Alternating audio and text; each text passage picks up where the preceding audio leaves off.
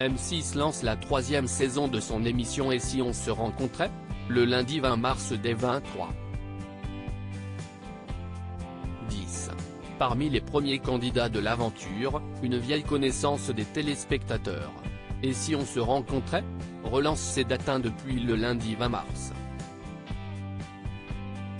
CIST une 3e saison pour le programme de rencontre de M6 qui permet à des couples qui n'ont, jusque-là, échangé que virtuellement, de se rencontrer devant les caméras de l'émission.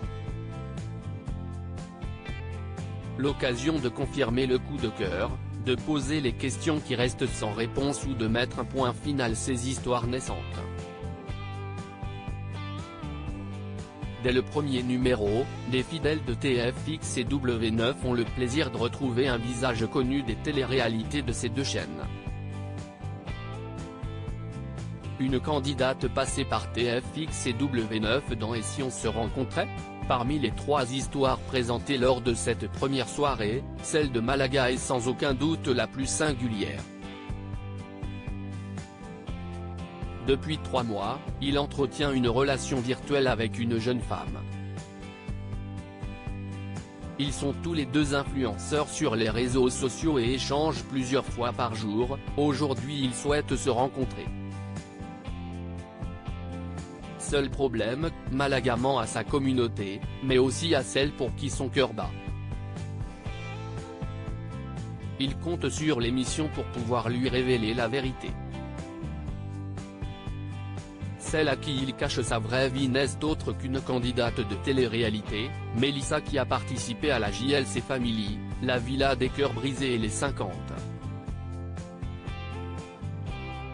Déjà bien connue pour ses histoires de cœur dans ses programmes, il n'est pas très étonnant de la voir participer à une telle émission pour tenter de mettre fin à son célibat.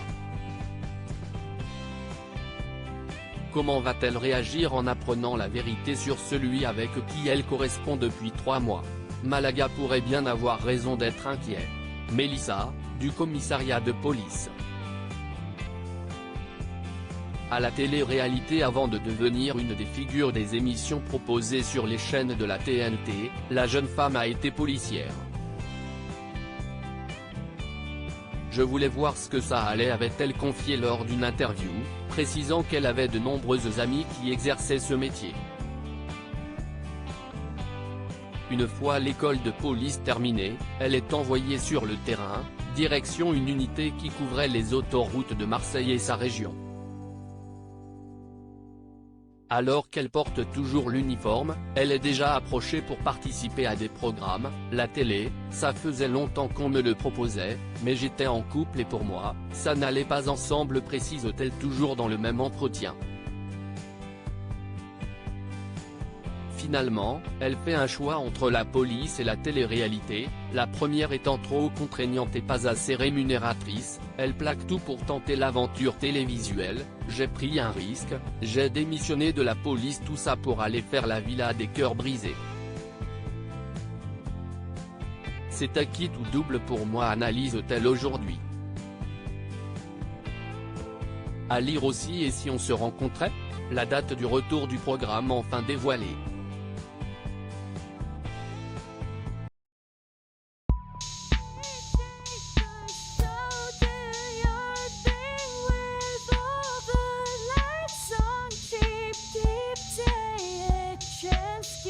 Keep taking a chance, you can